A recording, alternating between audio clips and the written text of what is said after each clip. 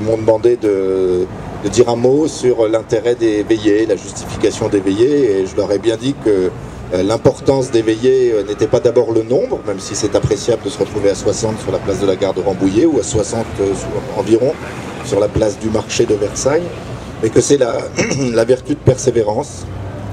Et cette vertu de persévérance qui dit sur la place publique que nous sommes réveillés, que nous sommes éveillés et que notre conscience est en éveil.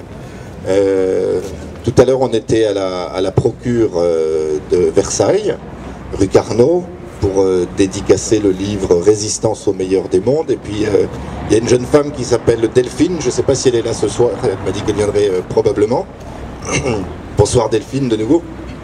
Et on discutait un petit peu, et Delphine me disait, mais on est tout le temps en combat, on est tout le temps en train de surveiller quelque chose, qu'après nos enfants en histoire, en biologie, etc., dans tout type d'établissement d'ailleurs. Et puis on se disait, mais finalement, la vie est un combat, et il est normal que la vie soit un combat. Ce n'est pas la première fois dans l'histoire que ce combat est urgent, impératif, impérieux. Et donc il ne faut peut-être pas se laisser impressionner plus que de mesure par la marche de l'histoire. Il est normal que la marche de l'histoire soit chaotique. Elle le sera probablement jusqu'à la fin. Donc nous sommes prévenus et nous assumons tout simplement notre rôle dans cette histoire. Et même si ce rôle est modeste, il est important. Le thème du déclin est très intéressant, bien évidemment, parce qu'il faut le définir, le déclin. Eric va vous en parler. Résistance au meilleur des mondes est un essai qu'on a écrit, petit essai de petit traité de résistance au meilleur des mondes, on aurait pu l'appeler, de 200 pages environ, instructif pour comprendre à quels enjeux nous sommes confrontés. Et nous sommes à la fois en phase d'un déclin et en phase d'un progrès. On est face à un progrès de la science notamment, progrès d'un certain nombre de techniques sur lesquelles on se pose beaucoup de questions, bien évidemment, et qui induisent énormément de modifications de nos modes de vie et des mœurs, etc. Et on est en face en même temps d'un déclin qui est un déclin de la conscience, de la chair et de l'esprit humain, à mon avis. Et la résistance au meilleur des mondes et la résistance à ce déclin, c'est une résistance de la chair et de l'esprit à l'emprise progressive de l'État, de la technique et du marché.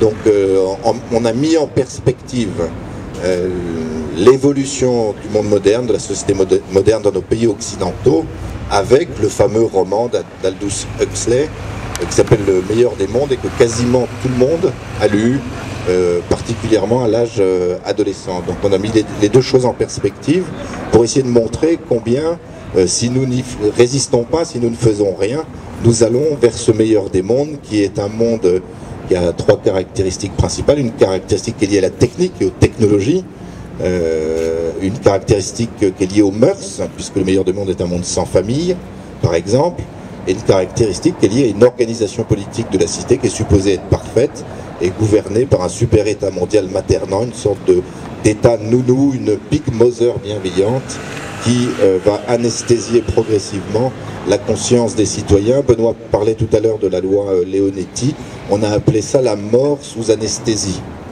Hein, cette nouvelle disposition de la sédation profonde jusqu'à la fin, je ne sais plus le nom exactement, mais ce terme a été utilisé par certains députés pour dire c'est la mort sous anesthésie, et si nous n'y prenons garde, nous sommes en train de vivre peut-être la mort sous anesthésie de notre conscience, de nos propres libertés, de nos propres responsabilités. Alors ça implique bien sûr une appréhension politique des choses, pas seulement de faire des plans sur la comète et sur l'avenir. On ne peut pas deviner l'avenir, on peut éventuellement le préparer, c'est ça le sens d'une prospective. Mais on va aborder ce soir aussi des questions plus politiques et des questions d'action politique face au déclin, et notamment du déclin de la chose publique. Mais avant, je vais passer la parole à mon ami Eric. Merci Guillaume. Bien, bonsoir à tous. Guillaume parlait du déclin et du progrès. Ce sont deux notions qui sont unies à l'heure actuelle, puisque d'une part on voit bien, on parle sans arrêt du déclin de notre civilisation. On parle même des déclinologues, puisque c'est devenu une science, paraît-il. Précisons tout de même que, je vais y revenir, mais que la déclinologie, si elle consiste à considérer que le déclin est inéluctable, à mon avis, n'est pas productive. Ensuite, le progrès, ben, c'est ce qu'on nous propose de l'autre côté un petit peu, et du même élan. Et on va voir ce que ça donne, parce que le progrès est une chose, le progressisme en est une autre. Alors, commençons par le déclin. J'ai un petit texte très court d'un sociologue qui décrit certaines données de ce déclin. Il écrit « Nous manquons d'hommes parce que nous manquons d'enfants. On aime trop l'argent et le bien-être, pas assez le travail.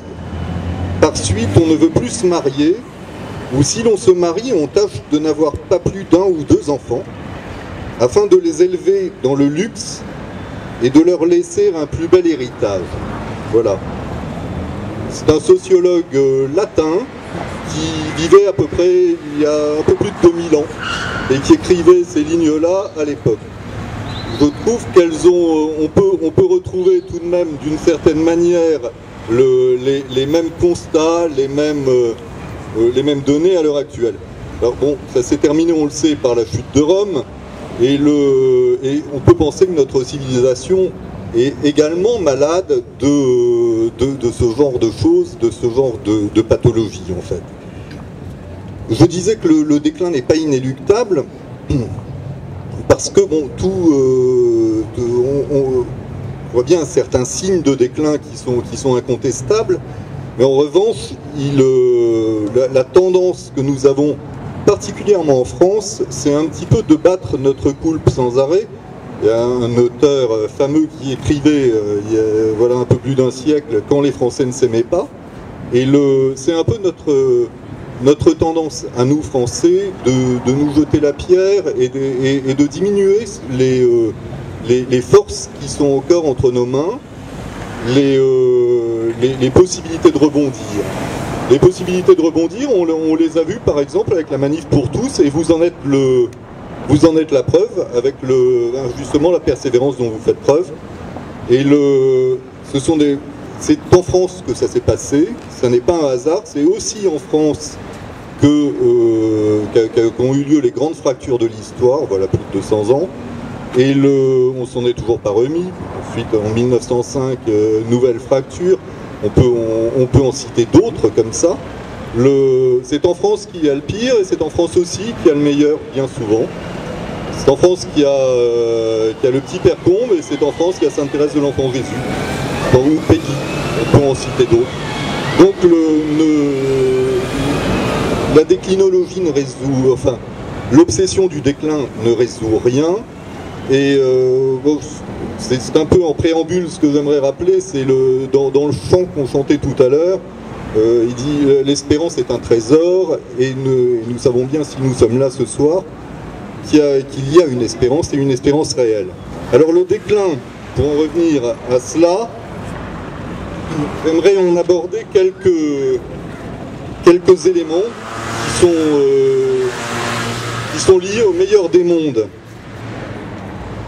Ce qu'on a appelé dans notre livre à Guillaume le meilleur des mondes, c'est ce monde qui se met en place et qui commence à ressembler fâcheusement à celui que décrivait Aldous Huxley, c'est-à-dire un monde sans famille. Et bien la famille, à l'heure actuelle, fait l'objet, on le sait, nous le savons tous, d'attaques, et d'attaques répétées.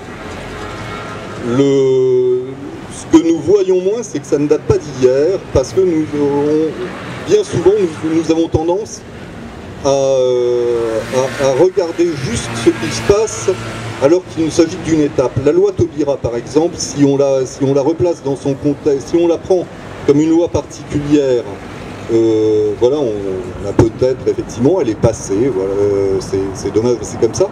Simplement, c'est une étape. C'est une étape dans un processus. C'est face à ce processus, et ce processus a commencé il y a longtemps. Le processus de destruction de la famille ne date pas de la loi Taubira. Ça n'est jamais qu'un plus sur le chemin de la destruction de la famille. Et là où on aimerait nous amener, c'est un monde où il n'y a plus du tout de famille. Et et où finalement, on le voit bien avec la PMA, la GPA, etc. Je pense qu'il a été très utile et très important de se battre sur la loi Taubira parce que c'est un coup d'arrêt.